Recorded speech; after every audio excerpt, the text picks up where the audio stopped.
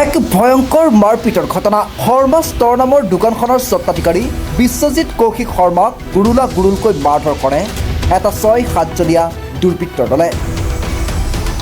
দেৰগাঁও দিছস্থিত শৰ্মা ষ্ট'ৰৰ গৰাকী বিশ্বজিৎ কৌশিক শৰ্মাক নিশা প্ৰায় ৮:৩০ এটা দুৰ্বৃত্তৰ দলে হাতত অস্ত্ৰ লৈ দোকানৰ ভিতৰত প্ৰৱেশ কৰে আৰু তাৰ পাছতেই গুৰুলকৈ মাৰধৰ কৰে ৬-৭ জনীয়া এটা দুৰ্বৃত্তৰ দলে বিশ্বজিৎ কৌশিক শৰ্মাক।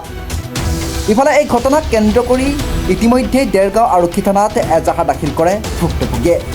ইতিমধ্যেই দেৰগাঁও আৰক্ষীয়ে তদন্ত আৰম্ভ কৰিছে। ঘটনাটো মানে কি হ'ল, কালি যোৱা নিশা আপোনাৰ ৮:০০-৮:৩০ বজাত তেওঁক মাৰপিট কৰিছে বহুত কেইজন ল'ৰা আহি।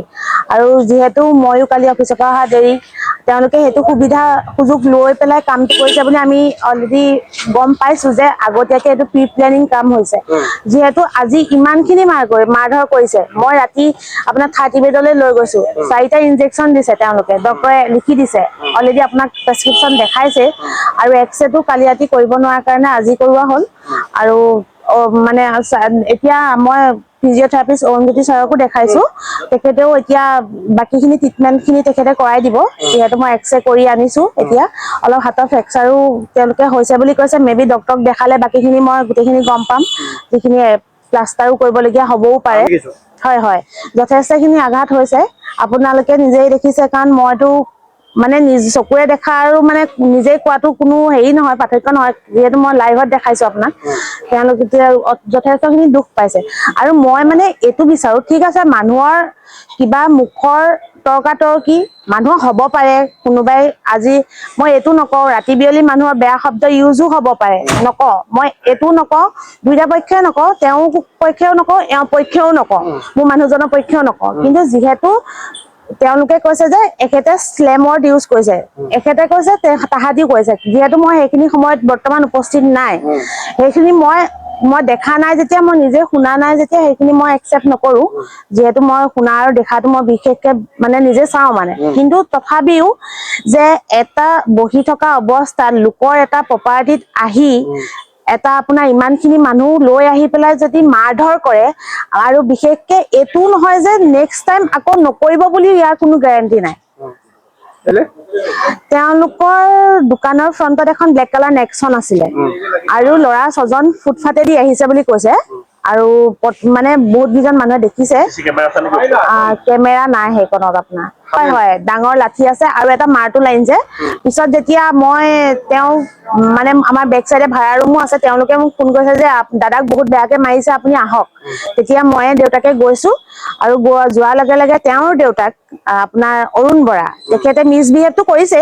আৰু মই কৈছোঁ যে আপোনাৰ ল'ৰাক মাতক, মই আপোনাৰ লগত কথা পাতিব বিচৰা নাই। যিহেতু মই ঠিক আছে, মোক বেয়া ৱৰ্ড ইউজ কৰিছে, অমুক ৱৰ্ড ইউজ কৰিছে, ঠিক আছে কৰিব পাৰে। মই সেইটো মই নকওঁ যে কোনেও নকৰিব পাৰে, মানুহক খঙত যি টি কথা ওলাব পাৰে মুখৰ পৰা, মই সেইটো নকওঁ।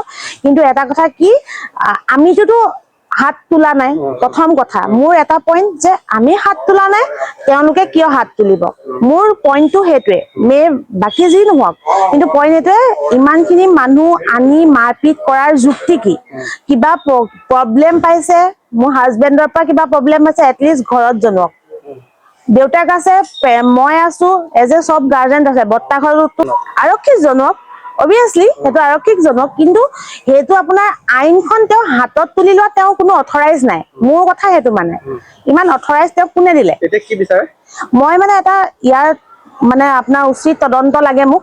বিশেষকে তেওঁ কালি মোলৈ ফোন কৰিব সময়ত ফোন-চোনো ভাঙিছে, আপুনি চাব পাৰে। তেওঁ অলৰেডি ফোন ভাঙি শেষ। মোলৈ ফোন কৰিছে যে মোক মাৰিছে। মই বেলেগ একো নানা, মাৰিছে শব্দটোহে শুনিছো জাষ্ট। তাৰপিছতে মই ওলাই আহিছো।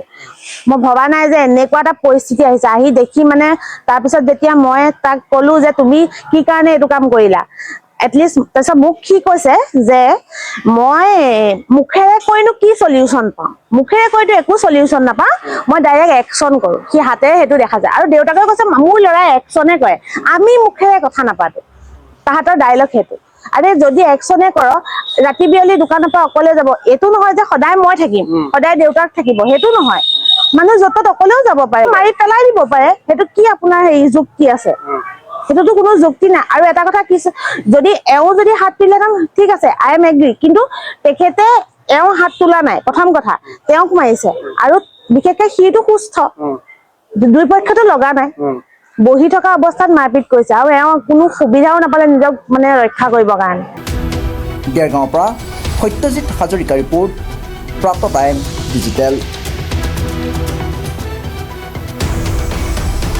শদিয়াৰ পৰা ধুবুৰীলৈ বৰাকৰ পৰা ব্ৰহ্মপুত্ৰলৈ সকলোৰে মাজত চিনাকি এটা নাম প্ৰাতঃ টাইম থলুৱা ভাষা কৃষ্টি আৰু সত্য বাতৰিৰ আধাৰত প্ৰতিষ্ঠিত খবৰ প্ৰাতঃ টাইমৰ প্ৰতিটো বা বাতৰি পুংখানুপুংখভাৱে চাবলৈ Facebook YouTube website Twitter Instagram আৰু ব্লগাৰ পেজত লাইক আৰু ফ'ল' কৰক